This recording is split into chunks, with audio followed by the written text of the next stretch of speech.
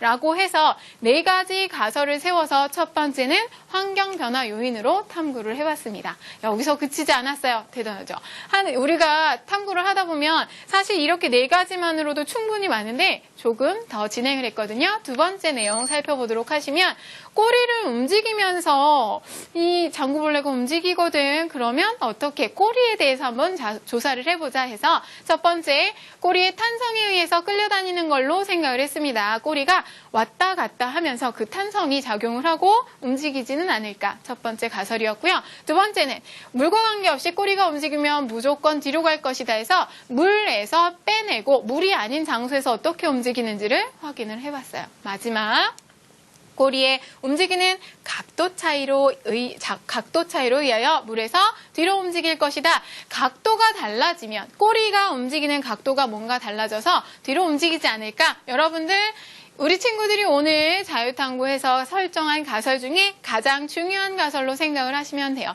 이게 바로 작용 반작용의 원리가 적용이 되는 건데 꼬리가 움직이는 각도에 따라서 분명히 이 장구벌레 움직임이 앞으로 뒤로가 조절이 될 것이다 라고 정리를 해봤죠. 자, 그러면 우리가 이렇게 살펴본 기본적인 가설들에 대해서 친구들이 어떻게 탐구를 했는지 궁금하죠? 근데 이 많은 걸 다 살펴보면 너무 기니까 중요한 거 몇 가지만 살펴보도록 할 건데 먼저 첫 번째 물 이외의 다른 액체에서 움직임을 살펴봤죠. 이 운동성을 살펴보는 실험 설계 내용이 궁금한데 다른 친구들에게 실험 설계 내용 좀 소개해 줄게요.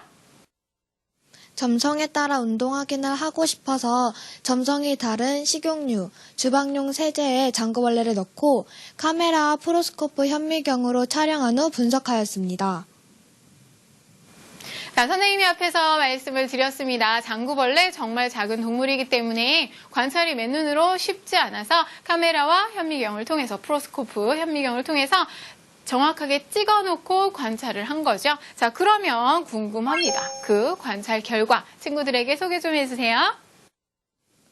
주방용 세제와 식용유 같이 점성이 있는 액체에서는 쉽게 움직이지 못하였고 결과적으로 장구벌레는 여전히 뒤로 이동하였습니다. 자, 우리 친구들이 주방용 세제하고 그리고 무엇을 선택을 했습니까? 식용유로 선택을 해서 물, 주방용 세제, 식용유에서 장구벌레의 움직임을 관찰을 했다라고 얘기가 나왔어요. 그런데 아까 맨 처음 가설이 물 이외의 액체는 점성이 다른 걸로 조절을 해서 했죠. 그렇다면 조금은 잘못되지 않았나 싶어요. 점성만 다르게 한다면 용액을 같게 하고 그 점성을 다르게 했어야 하지 않을까라는 생각을 하는데 왜 주방용 세제와 식용유를 재료로 선택을 했는지 그 이유 좀 다른 친구들에게 얘기 좀 해주세요. 저희 주변에서 쉽게 구할 수 있는 점성이 다른 재료들을 선택하다 보니 그런 액체들을 선택하게 되었습니다.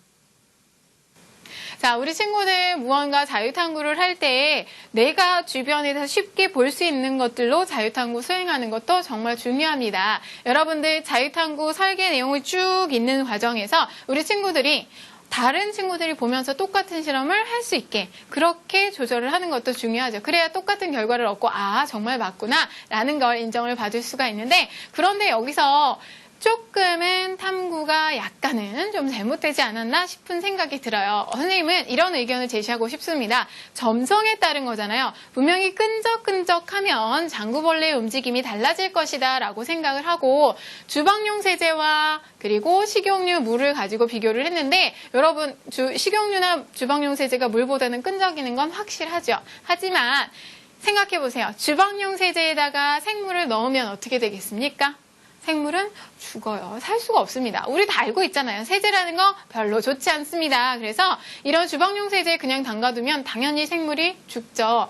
장구벌레가 살 수 있는 환경을 만들어주고 실험을 해야 되는데 세제에 딱 담가서 죽었네요. 관찰이 안 되네요. 이러면 잘못된 실험이 되겠죠.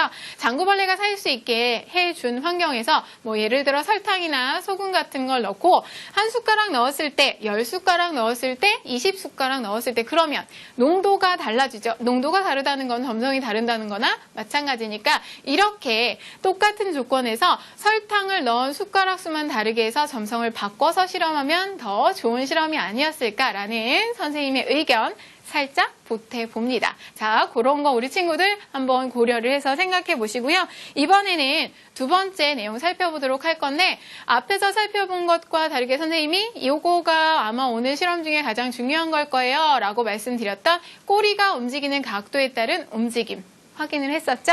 자, 그러면 그 움직임에 대한 설계 어떻게 했는지 그 설계 내용 좀 소개 부탁드릴게요.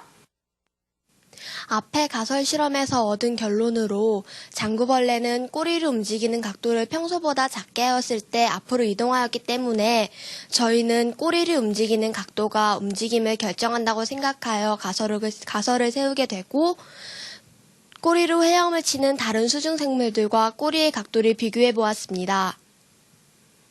자, 우리 친구들 잘 들으셨나요? 분명히 꼬리의 각도에 따라서 달라질 것이다. 그래서 다른 생물들과 비교를 해서 관찰을 했는데 그렇다면 그냥 넘어갈 수 없죠. 이번에도 결과 들어보도록 할 건데 다른 친구들에게 어떤 결과를 얻으셨는지 소개 부탁드릴게요.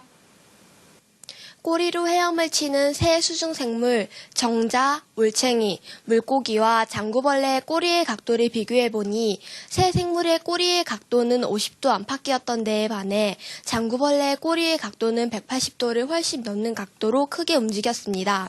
그래서 새 수중생물은 꼬리로 헤엄을 치면 앞으로 이동하였고 장구벌레는 뒤로 이동하였습니다. 자, 우리 친구들 잘 들으셨나요? 말로만 설명 들으니까 뭔 소리인지 잘 모르겠는데 기본적으로 작용, 반작용의 원리가 적용이 됩니다. 우리 친구가 조사했던 뭐 정자라던가 물고기 같은 것들, 올챙이들은 각도가 작다고 그랬죠? 자, 선생님이랑 잠깐만 보시면 올챙이를 간단하게 그려볼게요. 선생님이 그리는 올챙이 이렇게 생겼습니다. 그런데 올챙이가요, 꼬리를 뭐 50도 안쪽의 각도에서 이렇게 왔다 갔다 해요. 그러면 이 안쪽에 있는 물이 뒤로 밀리겠죠? 뒤로 물이 밀리면서 올챙이가 반작용에 의해서 앞으로 가게 됩니다. 이게 일반적인 수중생물들의 움직이는 방법이에요. 작용, 반작용의 원리를 이용을 하게 됐죠. 그렇게 해서 움직이는데 장구벌레라고 하는 건 좀 길게 생겼습니다. 여러분들 장구벌레 선생님이 그림을 못 그려서 이렇게 그리는 거죠. 생긴 데는 이거보다 조금 더 뭔가 복잡하게 생기긴 했는데